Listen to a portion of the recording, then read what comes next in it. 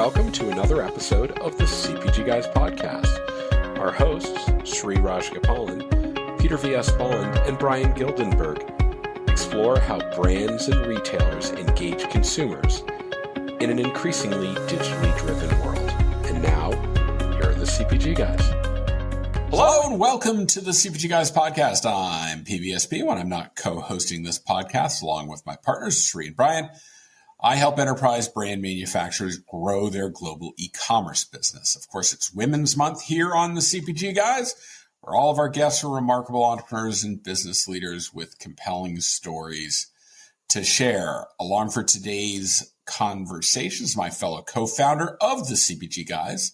Please listen to his elder daughter, Ria Raj's music at riaraj.com and follow his younger daughter, Lara Raj, as she embarks on her new professional journey as one of the 6 founding members of the new girl band sensation, Cat's Eye. Here to tell us about the fantastic finale of the Dream Academy competition is my BFF. Please say hi to the man known as Sri. Sri, exciting times at the Raj Mahal this past weekend. So much to be thankful for this Thanksgiving.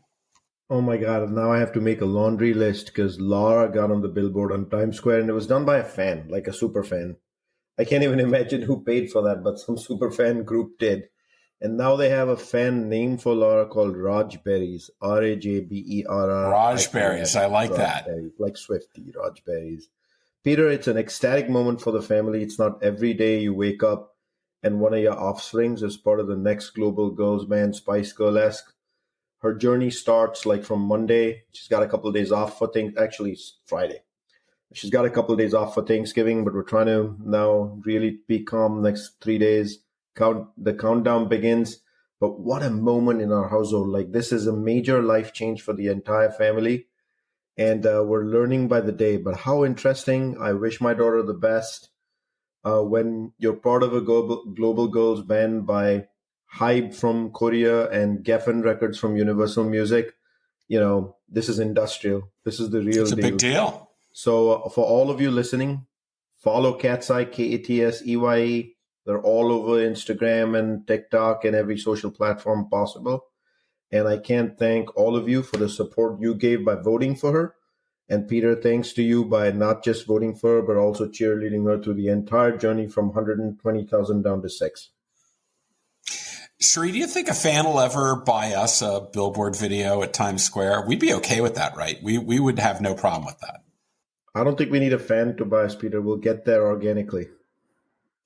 We'll get there. I love that. Organic search. We don't need paid search for us, for the CPG Guys. That's pretty terrific. It's amazing. We've grown to over 26,000 followers. It's all been organic. So why stop there, right, Sri? Before we get to our guest, I want to remind everyone to subscribe to our podcast on your favorite platform. And of course, if you use Apple or Spotify, please give us a rating. It helps feed the algorithm and makes our podcast more findable by other interested listeners. We want to express how honored we are to be rated the #1 CPG podcast for 2 years running, according to FeedSpot, the leading podcast ranking authority. And we're also very pleased to have join us in the top 30 our sister podcasts, CPG Scoop, CPG Guys Fast Forward, and the FMCG Guys. And of course, we are very honored to be formal sponsors of Next Up, formerly known as Network of Executive Women, whose mission it is to advance all women in business and promote the cause of gender equality in the workplace. To learn more about Next Up, go to the hyperlink in the digital liner notes of this episode. And you can find about this wonderful organization, its educational and networking resources. And while you're in the digital liner notes, you'll also find links to both Ria and Lara and their social media personas. So let's get to a very special guest for today's conversation. After earning a bachelor's degree in industrial engineering from Oklahoma State University, where the wind comes sweeping down the plain, she joined what Sri regularly refers to as the world's most elite retailer. Of course, I'm referring to Walmart. Started most appropriately as an industrial engineer. 2 years later, she moved into the buying organization where, over the next 15 years, she would be promoted 5 times, reaching the role of VP for packaged goods. In 2019, she left the mothership, traveled down the road in Bentonville to another business unit of the Walmart family, Sam's Club, where she would assume the role she currently occupies, that of chief merchant. As a side note, you may remember that we recently featured an episode with her colleague Lex Joseph from Sam's Club Member Access Platform, the retail media arm of Sam's Club. Please join Sri and me in welcoming to the podcast Megan Crozier. Hey, Megan, how are you? Hey, guys, how are you? We are doing great. We're so happy to have you. When your team reached out and said that you'd heard about the podcast, you'd known about some of the things we were doing, and that you had interest in talking to us, we're like, yes. Before we get to the question Sri and I have for you today, it would be great if you would just provide for our audience a brief overview of Sam's Club and what you do there. Yeah, so like you said, I joined Sam's Club back in 2019. It was actually 4 years ago this week, so it's been a whirlwind of 4 years. But Sam's Club, I think if you guys are familiar with, we are part of Walmart. We're a warehouse club. We have a curated SKUs for our members. Members pay to shop with us. It's fun. It's fun being part of the world's largest retailer, but it's even more fun being part of Sam's Club at the world's largest retailer. Yeah, and we'll talk about this a little bit, but I mean, I think after having talked to a couple people at Sam's Club, just the spirit of innovation and community that's been created within this mighty division within the world's most elite retailer, it's really exciting. We're going to include in the digital liner notes of this episode links to your LinkedIn profile, Sam's Club LinkedIn page, and Sam's Club website, so our listeners can listen and learn as we're going along. So without any further ado, let's kick off the questions. I'll start with one. So as I referred to, you spent 16 years in the merchandising organization at Walmart. Big mass merchant, global in scope, sell a lot of different categories and a very large assortment. Before you joined Sam's Club 4 years ago, which you've already referred to, has a very curated assortment for your members. You're in a unique position to share with our audience. What are some of the biggest differences in the profession of merchandising for a members club compared to a mass merchant? Or, oftentimes I describe Walmart as a grocery retailer that sells mass merchandise. So I'd really like to know, from your perspective, what are some of the things that have really hit you as being a difference between what you were doing on down the road and what you're doing at Sam's Club? Yeah, I think they're so different. And I think when I came over here, I was excited to learn about the differences and probably underestimated how different it was. In my mind, it was like just another building in Bentonville. And here I am going to go show up at work, a different way. But it is night and day different. And so many good things to learn here. But I think you said the word, it's a membership. And I think when you think about a membership and you even think in your personal life of things you're a member of, like your expectations of that organization, of that retailer, they're higher. Like you pay to shop with them and you expect to only get the best from them. And I think when I came over here, it's just this idea of like, we are here to serve our members. We're here to be there for them. We want to provide value every single day in their lives, whether it's in the value of the goods that they purchase from us, value in the service they receive, or just, overall value in our membership. So, we're an item business. I think at Walmart, you get hundreds of thousands of items, and here we have about 5,000 items. So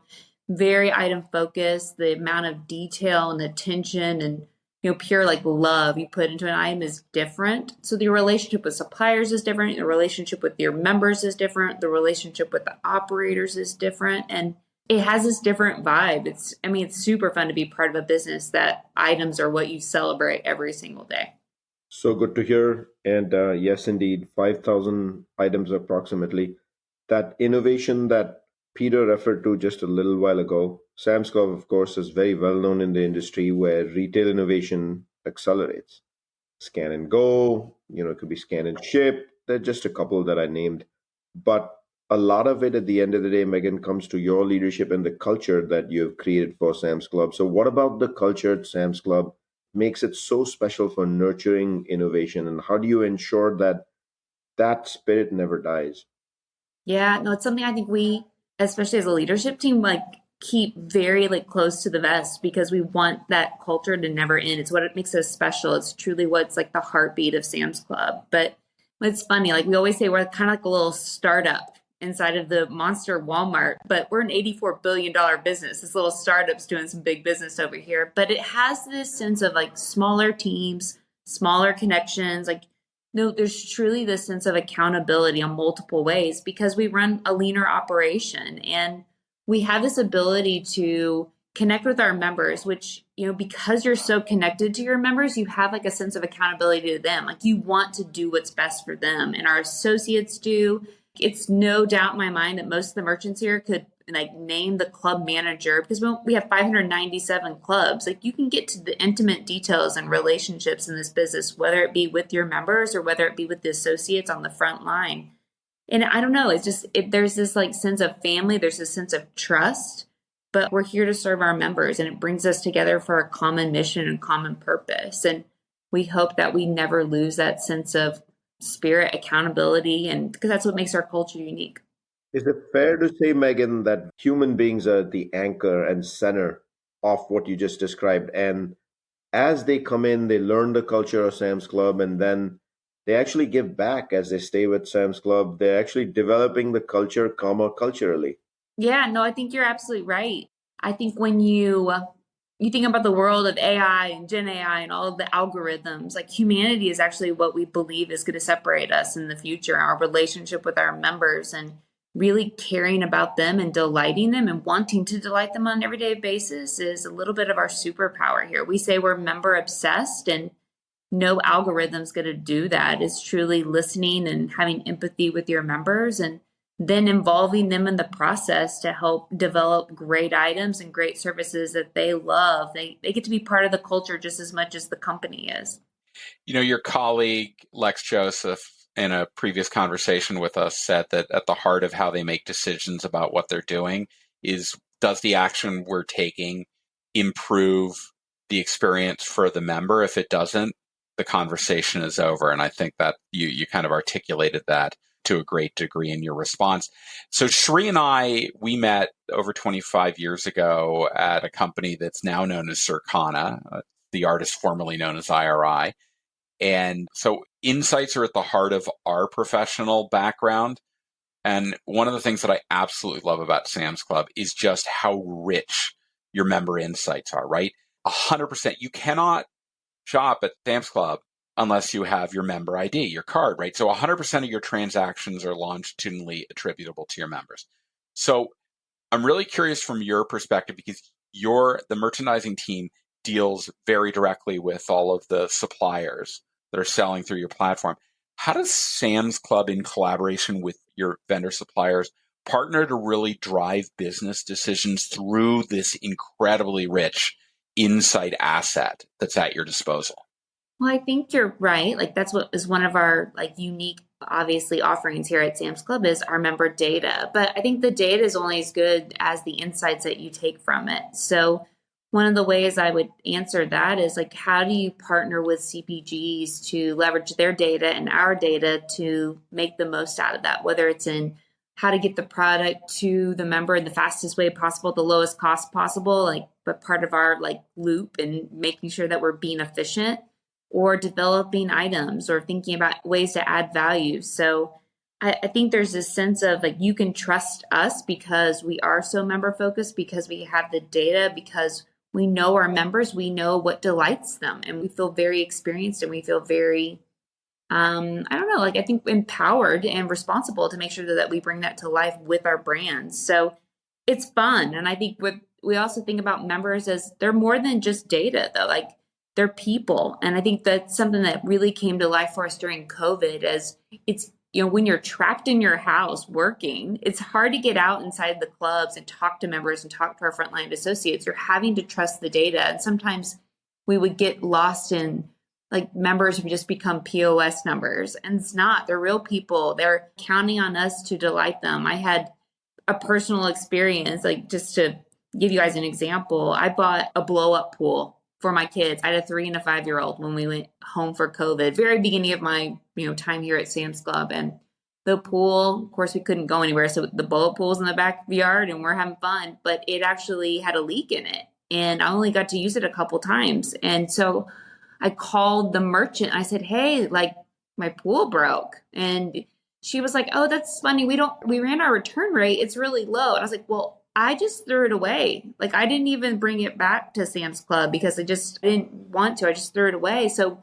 like, what about that? And she's like, well, the numbers would say, and I was like, no. Let's like, think about the members that were disappointing. Like I'm disappointed that that pool didn't work. So that conversation really let us say our members are real people. And yes, we have lots of data, but how do you think about a member as like a person, not just a data point? And then how do you truly like build an environment and a culture that wants to make sure that every single member is delighted? And our focus and our like passion around quality of our product really came to life actually from the pool story. It's very famous around here, but it really set us on this trajectory of members, like where our job is to delight the member every single item, every single day. No debate there, Megan. The pool story is actually an important one that reminds all of us that the roles we play, championing brands, etc., at the end of the day, we're all delivering for consumers at the end of the day. And we should never forget that those are individual profiles with need states, and that's what we're really delivering against. And then your example in your own real life situation here over COVID really brings to life what empathy means. And to me, what I take away from that is, yes, there's return rates, there's a data, but there's still probably, if the return rate was 2%, I just made that number up, that's 2% of humans who actually get disappointed and deserve some empathy. Exactly. So that's my big takeaway. Always respect the consumer. But that number could be bigger because like that 2% return rate that Shri had hypothetically mentioned, I mean, it could be a lot bigger than that because like you didn't return the product, you just threw it out. So there's a lot of iceberg below the water there, right? So what do you do to try and figure out how big the iceberg is below the water? What do you use as the source of understanding the level of satisfaction or maybe the dissatisfaction with the product? Yeah, so it actually allowed the merchant community to say, what can we look at to give us like real insights into the member? And so we had ratings and reviews and we would look at them, but we weren't passionate about them. So during COVID, it almost became like the window into the soul. What's the member thinking? Because we couldn't see them on a daily basis, but we could read what they were writing about our products. So going into the actual items and being able to read what are members saying, it gave us this insight when we had a good item or we had a bad item. And if you think about it as like that's an opportunity to get better, like we could go turn that rating review, we could go turn it into a project to make the item better or walk away from the item. So it just gave empathy. It gave like this sense of like accountability to the members that we didn't have. And right now we have the challenge out there to all of our merchants and our suppliers that we're not going to carry an item below 4 stars at Sam's Club. And honestly, we've made a real lot of improvement over the last few years being committed to this mind of quality and that the member's going to define quality for us. Isn't it amazing how as a shopper, or in the case of Sam's Club, a member, you are more willing to trust the opinion of hundreds of people you've never met and their interpretation of a product than you are all the wonderful content that appears on a PDP or that appears on a box, right? It's like, these are people who actually bought it. And that's what you're delivering to it, right? People have bought the product and they say, this is what I think about it. Wow, that's a really powerful tool to help measure satisfaction because that's what you're trying to do. Yeah, there's nothing better than when members advocate for your own product. It's like the highest form of flattery and compliment for us when members are like, you have to go try this. It just delighted my kids, or I can't live without this. We really love when that happens and it goes viral, or if honestly it just shows up in the ratings and reviews because we know people look at them. You know, it's the modern, evolved digital world we live in today. It's important that that be preserved because it's a two-way street and members have a voice and they should very much be able to express what they feel, don't feel, what they want to see, things of that nature from the brands that you carry as well. From your perspective, Megan, because you work with hundreds of brands in the 5,000 approximate items you have, what is a successful joint business plan in your eyes between Sam's Club and a CPG supplier? And then what do you expect each of the parties, whether it be Sam's Club or a supplier, to bring to the table? Yeah, no, I think it's a great question. Like, we really want partners and suppliers. Like, we truly like want to get past a transactional relationship. Like, how are we going to both be passionate about our member together? And what can we do for each other to add value and create value for each other? Because we want a win-win type of relationship with our suppliers. So I'd say first key to success is the supplier has to understand and be as passionate around the warehouse model as we are. It's a curated list of items. It's high quality. We ship on pallets. It's disruptive prices. Like, we're not going to offer something that we don't offer a value to the rest of the market. And that is the model. And we're loyal to it.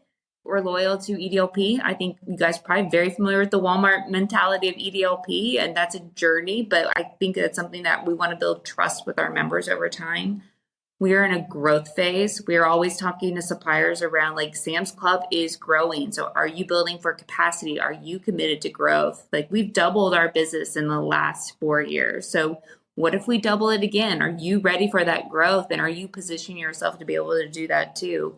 And I think, like, we're an omni retailer. So, like, what comes down to, like, you care as much around the PDP content as you do the packaging on the items. So are you thinking omni? Are you thinking digital? Are you thinking about, how to communicate and provide convenience to members in multiple ways? That's what differentiates us from anyone else out in the club channel space. But on top of that, I think what I know I value, and I know our merchants value, is just the relationship. Is it transparent? Like, is there trust there? Is there commitment to, like, a long-term investment? Are you passionate about solving problems? We as merchants, we talk about, you wake up every single day and you have to be able to stare at the ugly in your business, and you have to want to be able to fix it. And we want suppliers that have that same eager, because at the end of the day, we're here to serve the member, and we should be passionate about their problems and solving them over time.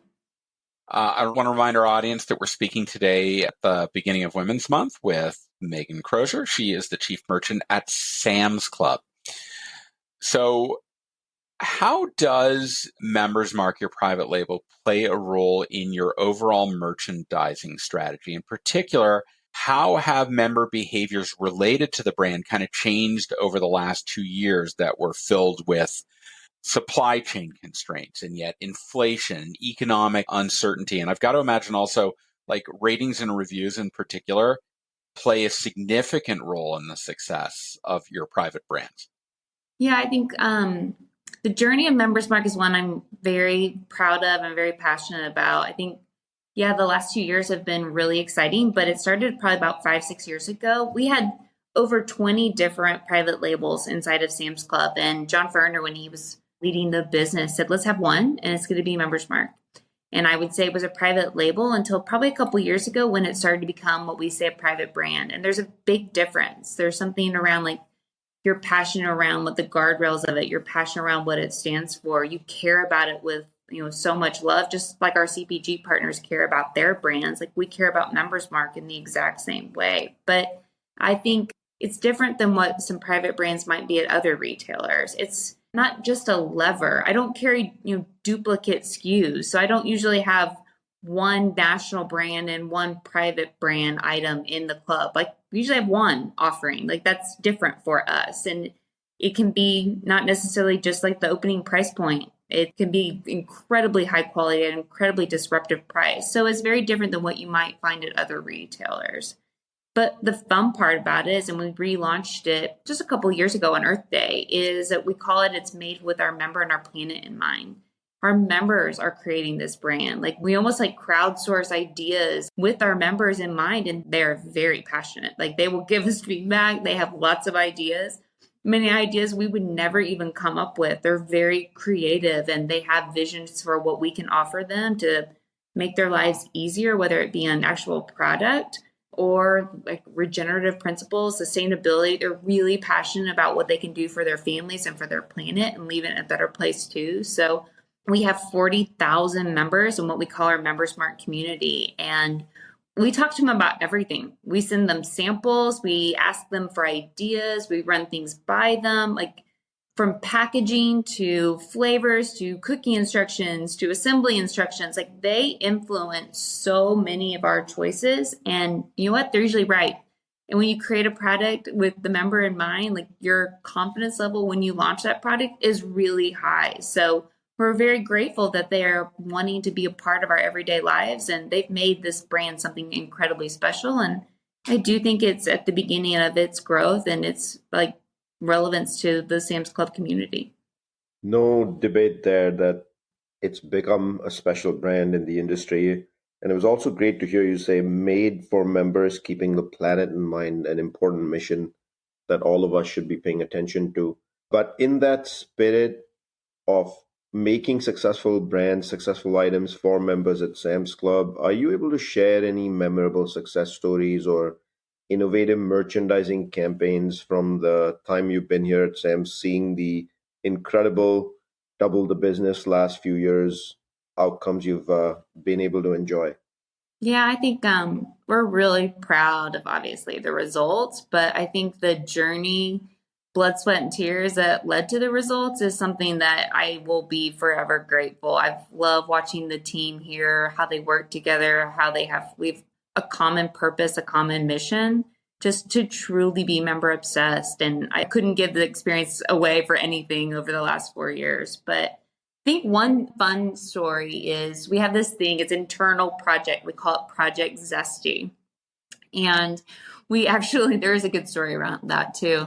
But we actually started to go in other retailers and do comp shopping because like steal shamelessly, copy others. Like there's no shame in that in the world of retail. But the sign of a great consultant is never reinventing the wheel.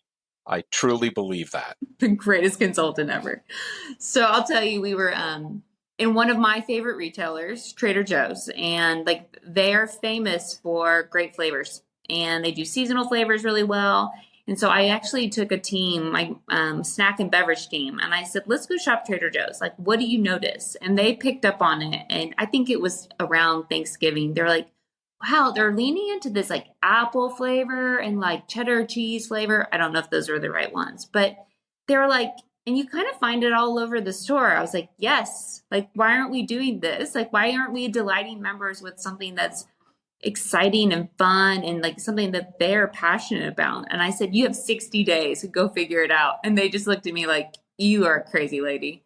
But they took on that challenge and we launched what we called Project Zesty. And our first flavor we launched was churros. It was about a year and a half ago. And we had chips, we had cake, we had, I think, some almonds, and they went really fast, but our members love it. And they've noticed it. They've picked up on it. Like they don't know what Project Zesty is, but they know when we do this right in the club, it comes to life. So we've done birthday cake, we've done hatch chili, we've done pumpkin, we've done like mint. Like it's just so fun. And it really unites the teams because they get passionate around the flavor and they get really passionate about talking to our members around which flavor do they want next? And like, they just tell us. And so like Project Zesty has been something I love and I'm very proud of. What a great story. That is terrific. Omnichannel is big for us. Obviously, e-commerce exploded during the pandemic as people were practicing their ability. They had to stay home. They wanted to be safe until we kind of got through this phase and understood what the implications of COVID were. But, where does the future of e-commerce and digital shopping kind of sit as this return to stores, return to clubs is occurring to the pre-pandemic level? Is it kind of like, okay, there was a lot of hype and now we're going back? Or is it, no, this is a part of our standard operating procedure going forward? How do you think about the balance there? Oh, very much part of who we are at our DNA. I think at our core, our strategy is around quality, it's around assortment, it's around price, and it's around convenience. And Omni is a big part of that. And I think there's two parts to it. There's Omni and there's digital, and they are very related, but they're also very different too. So we have a digital relationship with our members and something like Scan and Go. It offers convenience, but it also allows us to get to know them and understand who they are and what they're passionate around when it comes to product.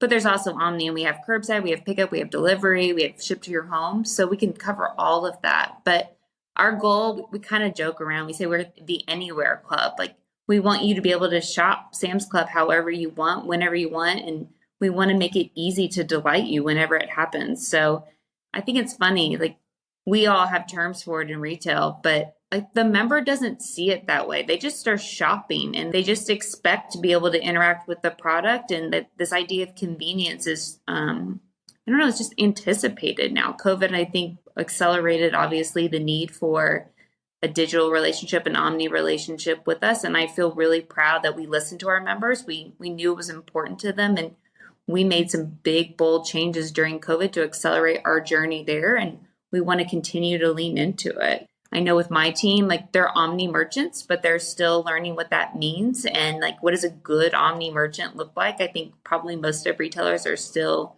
discovering what that means on a day-to-day basis. But every week I sit in a room with my site merchandising team, my merchants, my site operating team, and we actually walk, like I do walks in clubs around categories, but actually do walks on the site. And we do this digital walk, and I call it going shopping. And we just start shopping for items like a member. And is it an easy experience? Is it intuitive? Does it bring the merchant's like point of view and their expertise to life in the way the member does it? Because if you're going to have an omni world, the site better be, it's the landing page for all choices. So it better be a delightful experience. And we've made some really good strides there. We have a long way to go still, like from that, but we're committed to it. And I know the members going to be really excited when we get it right.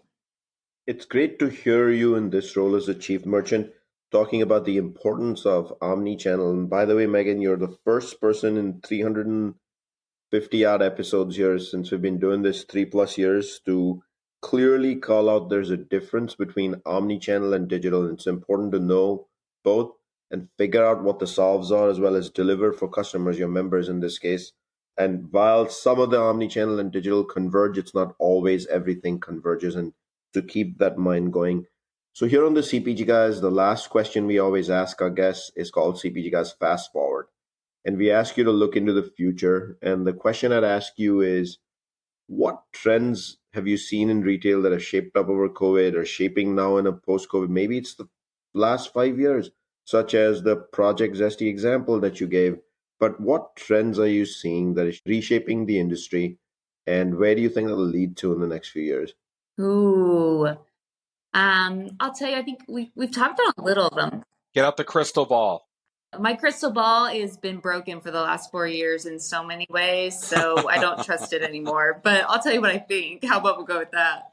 I think this idea of like we're curated, but I think that people are getting like paradox of choice is real. Like we're all like strapped for time and attention, but I think that this idea of truly having someone else help you make your choices for you is, I think it's actually going to get even more intense over time, whether it be TikTok or friends or other members. I think you're really going to want someone to help you make choices and decisions. So I think Sam's Club's well positioned to win in that space if we continue to be loyal to letting our members guide us and making sure that we're only buying the best of the best for our members.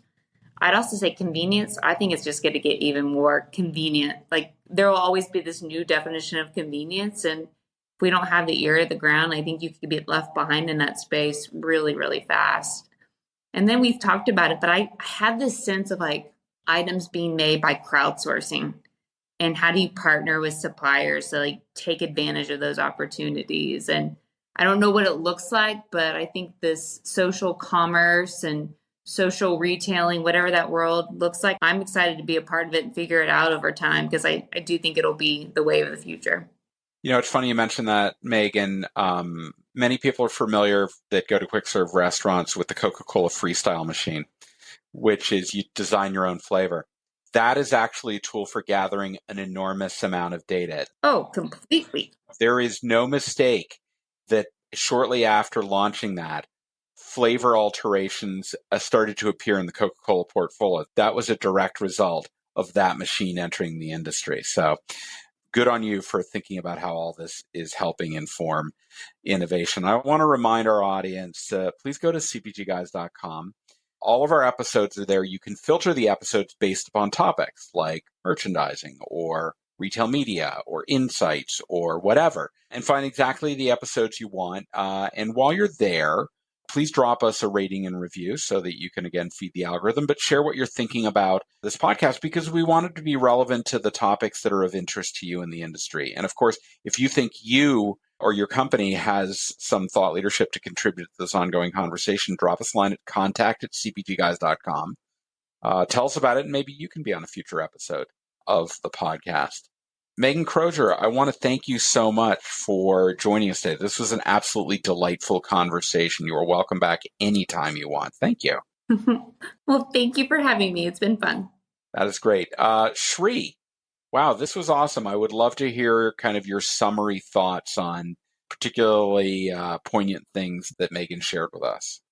I got a whole couple pages here, Peter, so let's see how I do. Megan will judge how I do, but right up top, we started with an industrial engineer, 4 years at Sam's Club. And who is Sam's Club? Of course, value of memberships, as it's an item business with over 5K items. I loved how right at the beginning, when we talked culture, you said you asked the LT to focus on culture and you keep people close to the culture, like an $84 billion startup. And the accountability is back to your members at the end of the day. And you gave examples of how people know every club's manager. That's unique. And what all that means is it's a family of trust, and that the community is what will separate y'all from other retailers into the future. We talked a little bit about listening with empathy, but you also said you're empowered with the member data you have, which actually allows you to understand your members as human beings, as individual people and profiles versus just data coming in. And you gave the real life example of the blow up pool, which I thought was pretty cool, and how you learned from it and you brought that culture back into Sam's Club. And you started asking, the data is one thing, but the reality may be another thing. And we need to have, all of us needs to empathy. That resulted in us getting into the ultimate way we all get judged for brands these days by customers as they have the right to, which is ratings and reviews. And it's now a window into the soul of a member and or a customer, which was amazing too.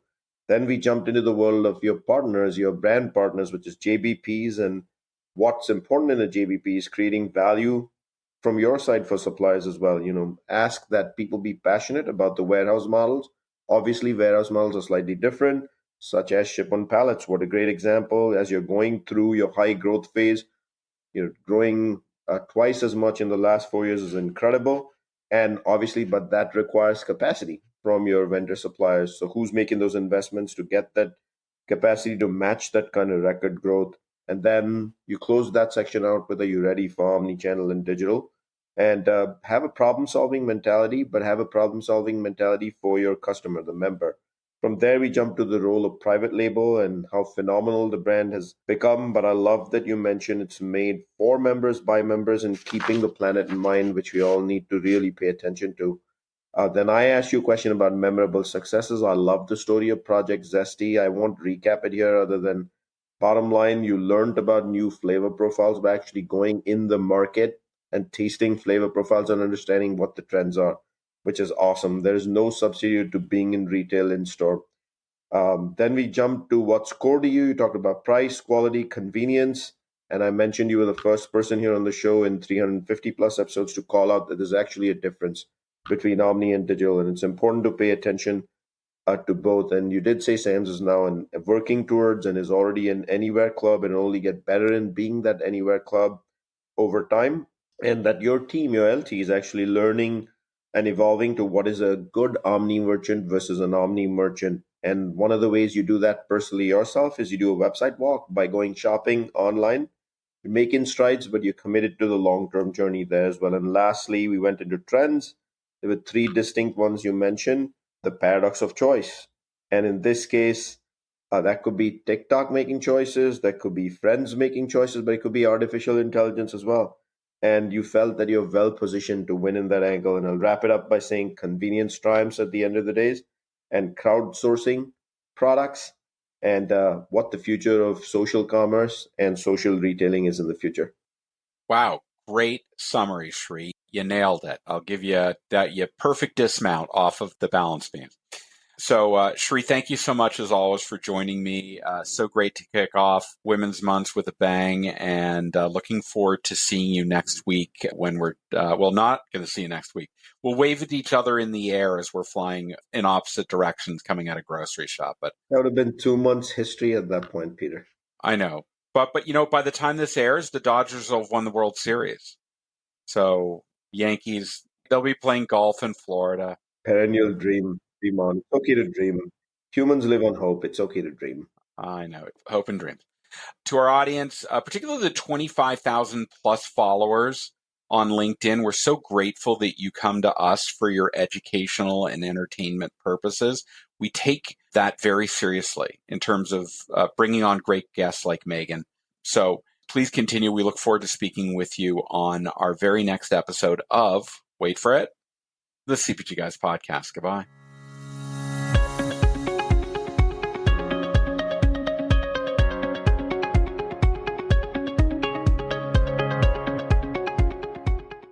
The content in this podcast episode is provided for general informational purposes only. By listening to our episode, you understand that no information contained in this episode should be construed as advice from CPG Guys LLC or the individual author, hosts, or guests, nor is it intended to be a substitute for research on any subject matter. Reference to any specific product or entity does not constitute an endorsement or recommendation by CPG Guys LLC. The views expressed by guests are their own, and their appearance on the program does not imply an endorsement of them or any entity they represent. The views expressed by CPG Guys LLC do not represent the views of their employers or the entity they represent. CPG Guys LLC expressly disclaims any and all liability or responsibility for any direct, indirect, incidental, special, consequential, or other damages arising out of any individual's use of, reference to, or inability to use this podcast or the information we present in this podcast.